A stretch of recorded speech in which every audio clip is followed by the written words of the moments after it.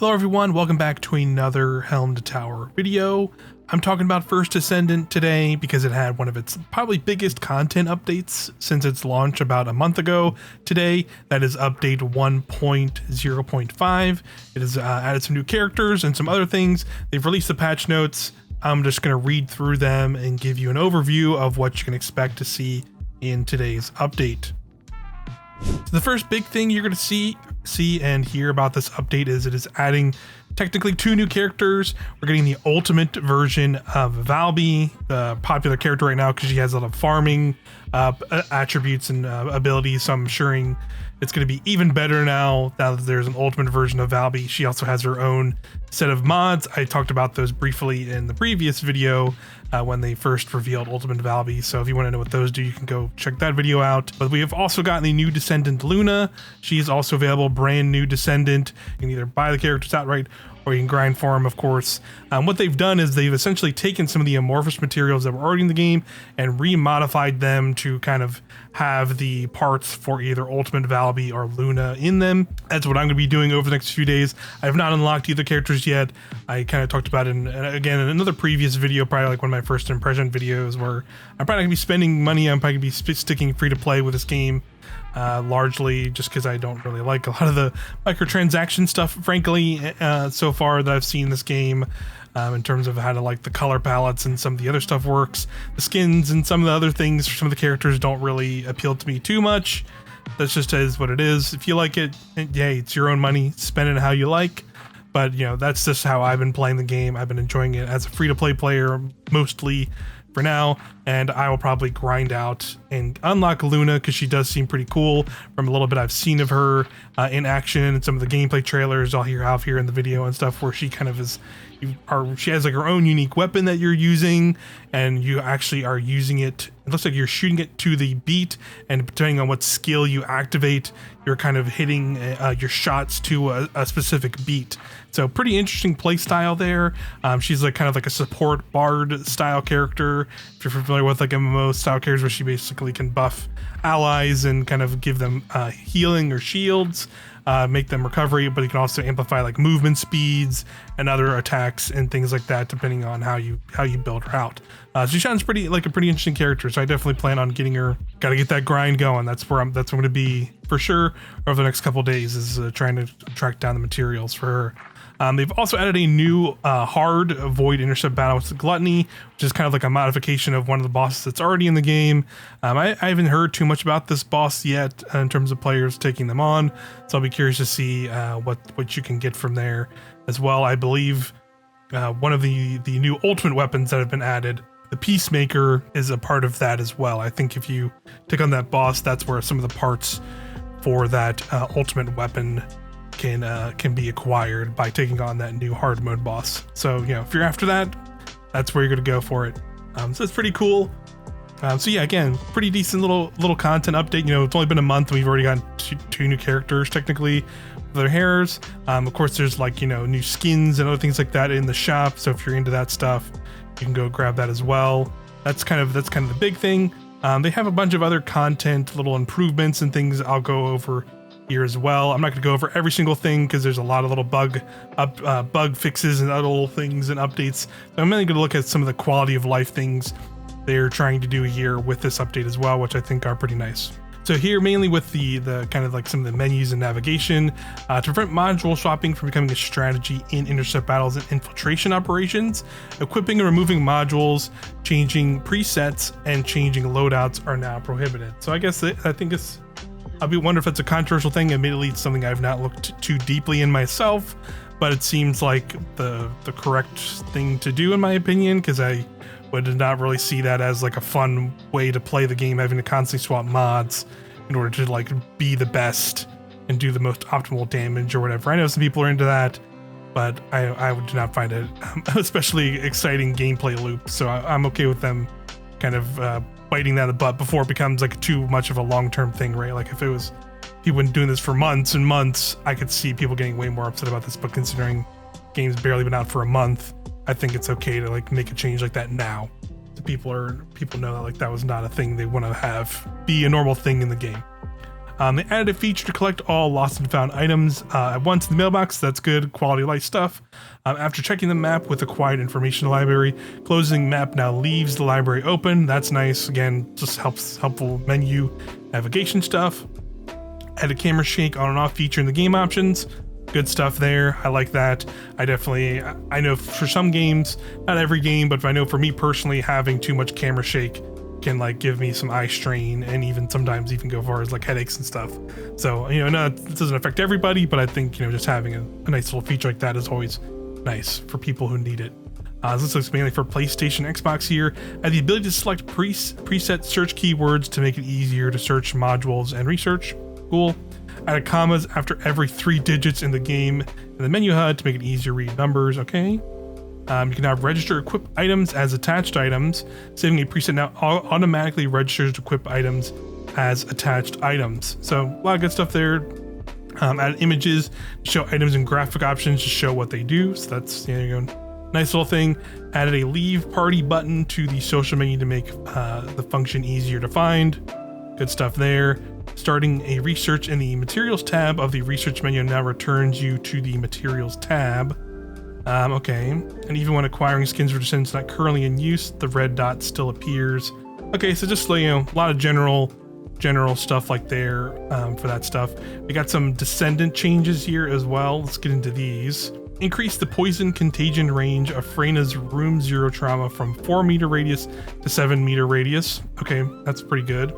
Increase the maximum scaling range of Valby's skill from 200% to 250%, as well as Blair is getting a similar scaling range as well. So basically, if you're scaling their range with mods, I believe this is what this is affecting. So that makes them even bigger with mods applied now. So that's pretty cool. That's a good change. I definitely feel like Valby already felt pretty good when I've used her a little bit, but I feel like Freyna and Blair comparatively to Valby, their kind of AoE effects felt definitely kind of lacking. Just the fact that they're bringing them all up across the board, pretty cool. I like that. That'll feel good. Definitely want to try out Freyna and Blair again now with these changes. Change the blizzard generated by VS's Glacial Cloud module be triggered instantly without delay. That sounds good. I actually just unlocked Viesa, but I have not used her yet. So I'll get there eventually. Change Valby's Academy Cadet head skin to be dyeable. Okay, sure. And changed incoming final damage to incoming damage modifier in the description of the safe recovery module. Okay, sure. Whatever that means. But let's see. Let's get into the general equipment updates here as well. Looks like some of the ultimates got some crit damage increases, like Secret Garden and Enduring Legacy. All of these got some general crit damage increases and their crit rates increases. So hey, buffs there, that's always good. Next up, they have a comment here from the director talking about void shards and their acquisition. So I want to see what this is. Increase the amount of void shards that can be acquired from special operations by about 7 times. Says let's say the previous hotfix added void shards rewards to special operations. Unfortunately, there were just too few. The original intent was to keep void fragments as a primary farming source for void shards, get additional void shards from special operations, but the community has told us many of you don't like this loop, so we've increased the amount of void shards that can be earned in special operations. We're also looking on some steps for future improvements. Many players are currently farming materials without spending the fragments at the fusion reactor, so we're considering removing the fragments from their fusion reactor startup altogether. This would make the fragments necessary only when the reconstruction device is used at the fusion reactor. We're taking a close look at how the reward loop we planned works in practice. We'll try to finalize a reward loop that players will be satisfied with in the future. Yeah, I'm all for those ideas. I definitely have been struggling with that whole loop as well. Because like I know for a while it can be tough because there's like ones that are really tied to the elements. Like certain void shards are like they're ice void shards, or they're fire ones, or they're electric. So you have to have the characters that can fit those to even farm them out in the first place. It seems like we're kind of stepping away from that more and more, which is nice. So it sounds like special operations potentially might be a better way to acquire those, although those can take much longer than like a little void shard kind of event does in the open world. So I have to see how the numbers play out. Again, I've not jumped in yet to see those numbers specifically, but I definitely am curious about that now. And like what they're saying here, having the potential of the void shard kind of thing just being removed entirely or maybe drastically reduced sounds good to me as well. So I like that. Let's see some other changes they've made to the field here. They've reduced the distance you're knocked down when hit by a trap. That's nice. Lowered the ratio at which the name monster's immunity sphere HP scales the number of players in infiltration operations, and reduced the duration of immunities. That's good. I think they're talking specifically about like, when they have the dumb spheres on them, a boss, sometimes there's like an immunity on the spheres themselves, so you can't shoot them. It's something that's being reduced overall, and their HP in general is being reduced. So yeah, cool. I'm cool with that. So let's see. Acna Desert, Vespers, Echo Swamp, White Knight Gulch. So basically like all of the later game areas from Vespers on. Those fields now have a 100% chance to spawn encrypted vaults at spawn. Interesting. So that means they're just easier to be like closer to where you can spawn in the areas. I'm cool with that. Increase the hitbox size in data collection missions to make it easier to collect data. Those are those terrible like platforming little events you have to do sometimes in those areas. Like I feel like since I've gotten to endgame, I've pretty much never had to touch those again. I know if you're going through like the kind of the main story campaign stuff and you have to do those to kind of progress, they can be kind of annoying. So hey, they're making it easier. Why not? Let's see what else we got here. I'm gonna scroll down because it looks like everything else is pretty general stuff. Yeah, fix some more UI stuff. Let's see. Anything else sounds interesting here?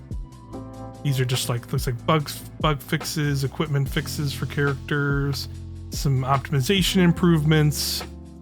So overall, stuff sounds pretty good. Here's another comment from the director. Let's see what this says here. They fixed an issue where the ultimate weapon Thunder Cage's unique effect would deal more than 1.33x damage when monsters were clustered instead of electric shockwave. Or instead of that, electric shockwave now deals 2 times damage regardless of the number of enemies. So there, and here's the director's comments. During internal testing, we discovered a bug that with Thunder Cage should always deal 1.33x damage according to its description, but it was dealing more damage than 1.3x damage when there were a lot of monsters. We fixed this bug, but we also boosted the damage to ×2 so that it doesn't become less efficient when hunting. We're well aware that the value of items you own is important to you. To ensure that fixing the bug doesn't devalue your items, we're giving it more power than we originally intended. If something like this happens again in the future, we won't stop at simply fixing the bug, but consider how to preserve the value of your items to provide a reasonable patch.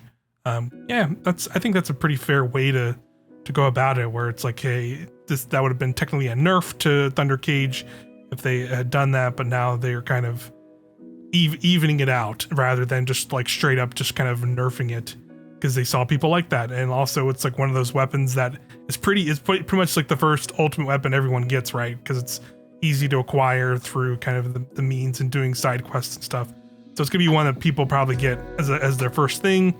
So like kind of nerfing that immediately when so many people have it already in the game now, definitely I think a lot more people would be bummed out by that. So that's pretty good. So I know some other things in there when I read through this a bit. They fixed Ultimate Neglect, because I know she had bugs earlier where some of her stuff was not proccing properly. They fixed that. I don't have the specific wording here in front of me as I'm scrolling through this, but I remember reading that through this as I was going through. There's definitely some other changes in this as well. But let's talk about the final update they have here in this plan. And they talk about kind of future plans for Season 1 and Season 2 updates.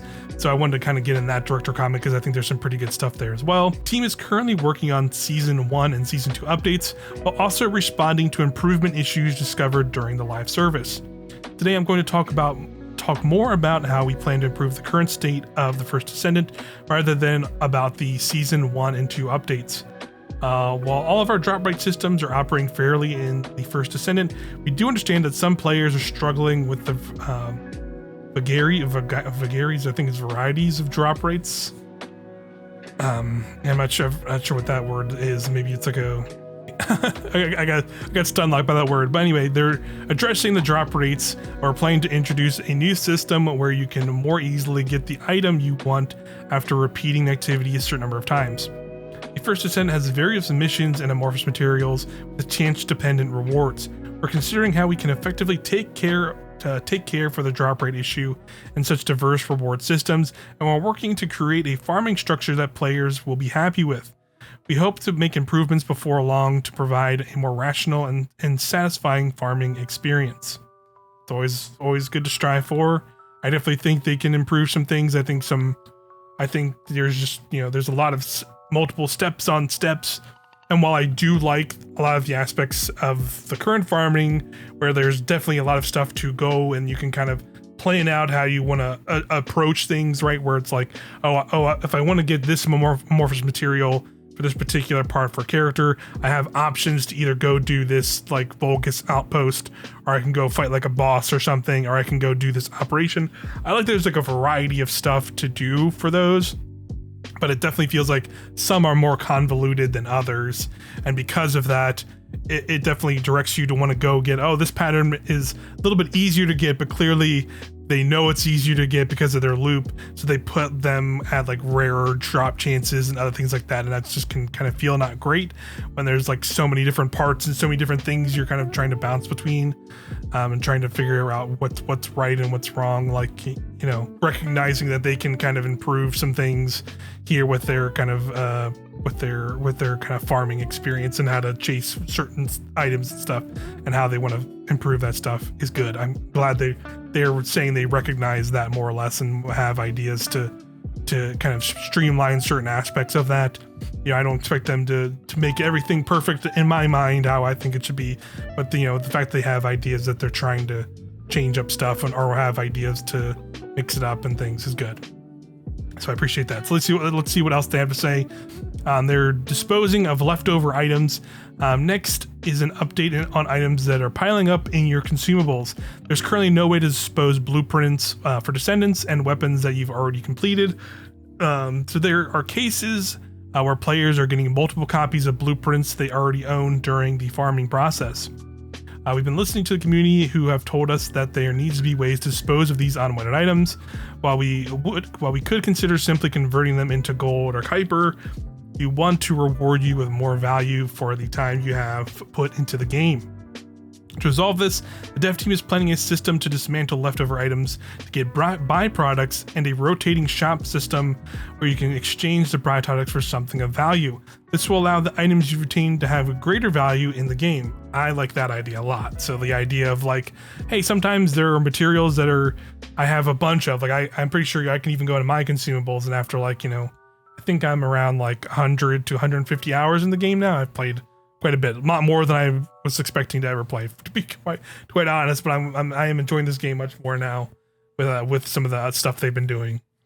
But yeah, regardless, sounds like there's going to be eventually some shop where if you have a bunch of blueprints, like for instance, I have Nizacia's Devotion, the hand cannon. I think I have like 7 or 8 blueprints or codes for that weapon in there, because I was popping amorphous materials to get some of the rare items out of whatever pattern I was doing to try and get that stuff out of that. So I just have a bunch of those in my inventory that I just can't really do anything with. They're just a stack of 9 of those. So this sounds like I could potentially take those and trash them down and maybe keep some if I want them for a reason or not, and then I can convert them into this currency that I could then take to a shop to maybe buy items I actually need. So that's cool. I like that idea. Potential for it to kind of trade in those things. I know they've also talked about some kind of trading system between players in the future, because those would also fall into that potentially. That seems like maybe way further down the line then, if they're talking about this kind of shop idea, or maybe they're less into the idea of a trading system. Who knows? Because that sounds like this could kind of go against that in some ways. I don't know.